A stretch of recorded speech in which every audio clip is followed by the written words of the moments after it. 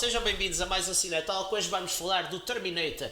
Neste momento está no cinema o Terminator Dark Fate, mas hoje o nosso programa é sobre o primeiro, o número 1.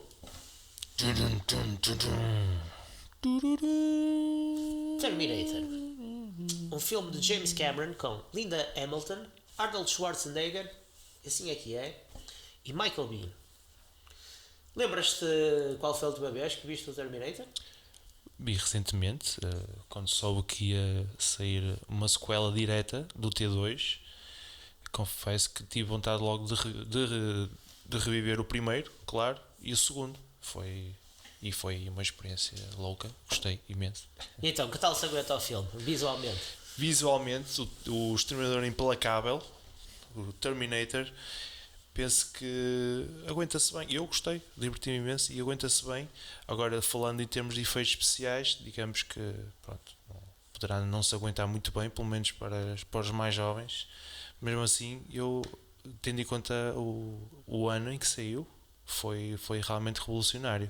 Eu acho que o filme tem uma coisa fabulosa, que é os efeitos, mesmo sendo fuleiros, são espetaculares. Sim, ou seja, conseguem ter esse vibe de... Sim, sobretudo os que são no futuro, quando temos aqueles disparos, lasers, acho que muito à frente do seu tempo, sem dúvida. Convém dizer que James Cameron, a escola do James Cameron foi com o Roger Corman nos filmes de série B. Ele começou por fazer production design, art design e depois passou também para os efeitos especiais. E durante esse tempo ele conseguiu perceber quem efetivamente era bom a fazer o quê, não é? Na altura contratou o Stan Winston para fazer os animatronics. Para além disso, eles usam muito técnicas de perspectiva forçada, miniaturas de diferentes tamanhos, colocadas estrategicamente para parecer que os planos têm uma profundidade bastante grande. Usam também os puppets, claramente, os puppets, no caso do Schwarzenegger é muito claro. E lá está, é aquele tal efeito que na realidade funciona. Outra das técnicas utilizadas é o stop motion e acho que o stop motion até é bastante benéfico no filme, porque como o Terminator, o enquadramento do Terminator é sci-fi terror, não é? Sci-fi de terror. E o stop motion, as cenas do stop motion têm assim uma estranheza que funciona na vertente do terror. James Cameron transitou então para a cadeira de realizador e a primeira realização dele é o Piranha 2, mas eu acho que ele gosta de dizer que não foi a primeira. Assim, que o primeiro é o Terminator, mas na realidade a primeira realização dele foi o Piranha 2.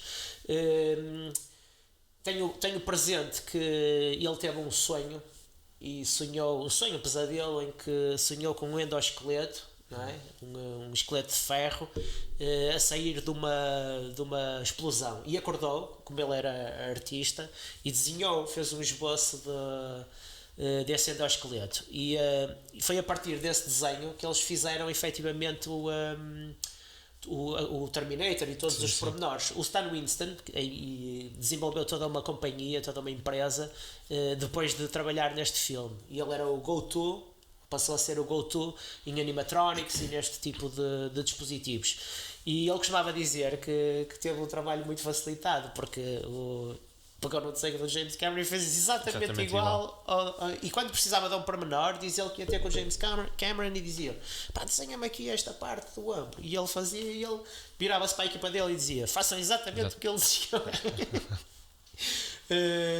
Claro que isto não foi aproveitamento, porque eles foram grandes amigos. Infelizmente o Stan Winston já não está connosco, mas a empresa dele continua e ficará sempre connosco por intermédio destes filmes, tanto o T1 como o T2 e muitos mais. Qual é a tua cena favorita do filme, Ricardo?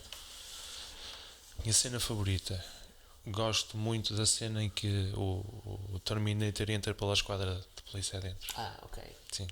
Mostra claramente que o ser humano não tem qualquer tipo de hipótese contra aquilo que está ali à frente, aquela máquina, aquela máquina assassina, e ele entra numa esquadra de polícia e nenhum polícia tem o poder de o parar. Acho que a tua escolha de melhor cena acho que é perfeita para falarmos um bocado da cinematografia do filme e Sim, como o Terminator é um bom exemplo de uma cinematografia que serve o filme. Ou seja, a história é contada por intermédio da ação neste filme.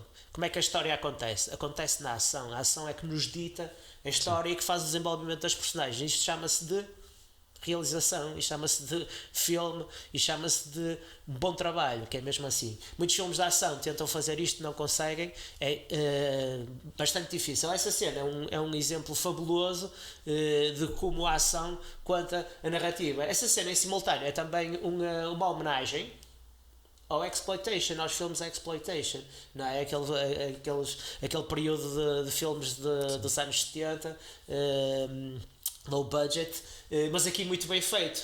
A minha cena favorita não é essa, eu gosto também imenso dessa, mas a minha cena favorita é a cena da discoteca. sim, Eu acho que a cena da discoteca resume esta questão da narrativa por intermédio da ação. E a cena da discoteca, pessoal novo, vejam a cena da discoteca, porque hoje em dia usa-se muito o slow motion e por causa do Matrix, Sim. não digo que isto é errado porque é bonito de se ver, mas por causa do Matrix usa-se muito o slow motion para os movimentos da ação em que eles...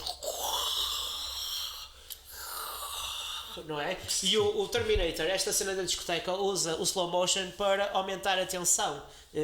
É um uso completamente diferente, super eficaz, muito mais interessante. Sério, vejam, é muito fixe. eu gostei imenso dessa cena também. Sem palavras, nesta cena, sem ninguém falar, nós percebemos toda a narrativa do filme. Percebemos que está ali uma máquina que é impossível parar, Sim, não é? Percebemos que aquela máquina veio para matar a Sarah Connor e percebemos que há um protetor, uma pessoa que irá fazer de tudo e até se percebe que existe ali algo mais, não é? sim, acho que todo o pânico também à volta deles que se instala, acho que também é muito demonstrativo da própria história em si, do pânico da própria humanidade que se poderá instalar no futuro. E há aqui uma cena super interessante desta cena que eu acho que é uma das tuas cenas favoritas, é o enquadramento do ano de 1984. Sim, sem dúvida que a estética está muito bem presente a marcar o tempo em que se insere a história, a questão das roupas, da música, Os neons, as luzes neon, o tecnoar, tecnoar. Os penteados. os Os penteados, sem dúvida, os penteados Ellie estão... Hamilton tem aquele penteado. Sim, sim, com aquela por acaso não é permanente, não sei como é que se chama aquilo. Não, mas está muito bem marcado e gostei sentir isso ao ver o filme. Gosto muito de sentir isso, sentir a época em que se insere o filme. Os atores, o Schwarzenegger, acho que é importante aqui criar já a ponte com o T2, só neste pormenor, que é aqui temos um modelo T800 que é uma máquina assassina. No Terminator 2 temos o modelo T800 que é uma máquina assassina que depois vira uma máquina de aprendizagem. Sim. E o Schwarzenegger é fabuloso, porquê? Porque ele, ao longo deste filme todo, é uma máquina assassina, todos os movimentos são precisos, todos os movimentos são no sentido de exterminar a Sarah Connor. No T2, a primeira cena do filme é semelhante, porque é o mesmo modelo até aquele ponto, mas a partir de uma certa altura do filme, ele começa um processo de aprendizagem e nós vemos um T800 completamente distinto, completamente diferente. Acho também super interessante a interpretação da Linda Hamilton, porque ela parece completamente deslocada no filme. Sem dúvida deslocada, e é de louvar também que a evolução da sua personagem tem claramente uma evolução muito forte. Passámos de uma simples mulher, ou não aparentemente simples, deslocada, para um herói da ação. Sim, hoje em dia penso que está um bocado na moda a questão do girl power e muita gente se esquece que já nesta altura, em 1984, James Cameron fazia um filme com uma protagonista feminina super forte, super importante, extremamente marcante. Muita gente, ou muitas pessoas que acham que não tinham o verdadeiro modelo feminino, olha, o modelo feminino existiu sempre, esteve sempre aqui na Sarah Connor, esteve também sempre na Ripley, do Aliens. James Cameron, que fez o segundo filme, tornou também a personagem da Ripley uma mulher super forte, super independente. A Sarah Connor tem um arco super interessante, porque ela inicialmente não será aquela pessoa tão independente, não será aquela pessoa tão forte, mas descobre que parte do facto de ela estar deslocada no mundo tem a ver efetivamente com essa força, e ela percebe que tem essa força e torna-se um ícone. E melhor ainda, e mais ainda no segundo filme, no Terminator 2. O Michael Biehn, eu acho que é a chamada interpretação underrated, ou seja, toda a gente teve benefícios depois de participar deste filme. O Michael Biehn não teve e devia ter tido, porque ele está fabuloso. Ele não só consegue comunicar tudo aquilo que se passa no futuro, não é? Todo o sofrimento de viver num mundo pós-apocalipse, mas também se percebe que existe ali um sentimento, que ele tem um sentimento pela Sarah Connor. Sim. E ele consegue transmitir essa dualidade de sentimentos de uma maneira fabulosa. Com a ajuda da música, confesso. Da música, sim. A música é um papel muito importante também aqui, nessa transmissão de emoções. Acho que se costuma dizer e muita gente não tem esta percepção, que os filmes são trabalhos de equipa, e claramente o Terminator Sim. é um bom exemplo disso, porque a música faz efetivamente o que todo o resto do filme faz, o que a ação faz. A música ajuda efetivamente a contar a história, e de uma maneira muito eficaz. Sim, com simples... a música... Quem ouvir a música é uma coisa, parece aparentemente muito simples, poucas notas, aquilo começa com aquela batida que toda a gente ouve e conhece, e depois continua com uma melodia, dando realmente esse lado mais emocional, mais frágil da humanidade. Então, eu penso, sim, concordo, e penso que no tema primordial, que é esse que estamos a falar, temos o Terminator, que é o e temos a relação da Sarah com o Kyle, que é o e temos, e se ouvirmos o tema, parece que a perseguição começa a aumentar, não é? E parece que não há maneira de escapar, não é? É fabuloso, é espetacular. Filme, pá, isto é um filme, vejam. Há que ter em conta que isto trata-se de um filme considerado low budget. Sim, o filme até foi filmado no chamado estilo guerrilla style. Muitas cenas eram filmadas sem autorização, ou seja, eles iam para os locais, não tinham autorização. Imagina eles a filmarem aquela cena que o T-800 chega, é? O Schwarzenegger todo nu ali, e as pessoas assim, o que é que se passa? E eles efetivamente não tinham autorização para filmar muitas dessas cenas, e sendo um filme low budget, ainda mais espetacular é. Sim. Como é que. E ainda mais é de valorizar os efeitos completamente, sim. do filme. Acho que muita gente olha para o Terminator e muita gente vê o Terminator e acha que filme banal, um filme de ação, mas na realidade, e uma curiosidade aqui a acrescentar ao vídeo, o Terminator era o filme mainstream, que era o filme favorito do Andrei Tarkovsky, que é o realizador russo, o realizador artístico, e que fazia o chamado filme poesia. E curiosamente o único filme que ele gostava mainstream era o Terminator, e precisamente por causa da temática, por causa dos temas que existem no Terminator.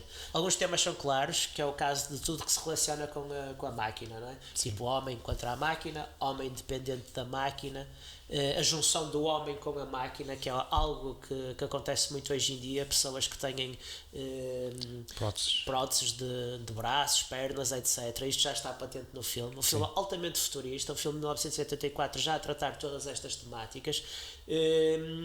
E acho que a dependência do homem na máquina também é um termo muito importante, porque no fim a Sarah Connor acaba por destruir o Terminator com uma máquina. Máquina. E no local, curiosamente, no local onde ele é destruído é o mesmo sítio onde ele vai nascer. É importante também referir que tanto o Kyle como o T-800, o Kyle Reese como o T-800 são filhos do futuro, mas também são os pais do futuro. Porquê? Porque o Kyle Reese só irá nascer no futuro, mas quando regressa ao passado vai se tornar o pai do John Connor. O John Connor é o pai do futuro, é a pessoa que vai salvar a humanidade. Sim, criando aquele ciclo. Aquele ciclo quando se trata de viagens no tempo, é sempre um tema complexo, mas há que simplificar, neste caso torna a vida dele cíclica, digamos assim. Sim, sim. E também a parte interessante do T800, porque é a partir do braço e do chip que é construído e desenvolvido o Skynet, ou seja, o T800 também é o pai do Skynet, ou seja, são os dois o pai do futuro. Existe aqui um tema que não é tão claro, mas que está patente e que valoriza o filme, que é o tema religioso, ou seja, Sarah Connor é tipo uma Virgem Maria, que engravida por intermédio de um anjo, neste caso o anjo é o Kyle Reese, é uma pessoa que ainda não nasceu, não é? E o John Connor, não é? John, que é o Jesus, e Connor, Cristo, não é? O J e o C, e porque o John Connor vai ser o Salvador. Ou seja, esta é uma metáfora super interessante, que podem explorar a ver o filme, ou seja, é uma maneira diferente de verem o filme, de enquadrarem o filme não só como sendo um filme de ação. Mesmo a questão do Apocalipse. Sim. Também será uma boa referência. O Apocalipse que depois acontece, que é a destruição da humanidade, exatamente. E isto passa claramente depois para o T2, tipo Terminator 2, o dia do julgamento. Exatamente. Não é? Esta metáfora é super interessante, acho que tentem ver o filme com esta metáfora.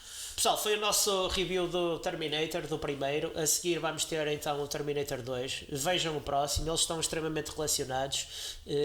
Vai ser super interessante. E a caminho do Terminator Dark Fate.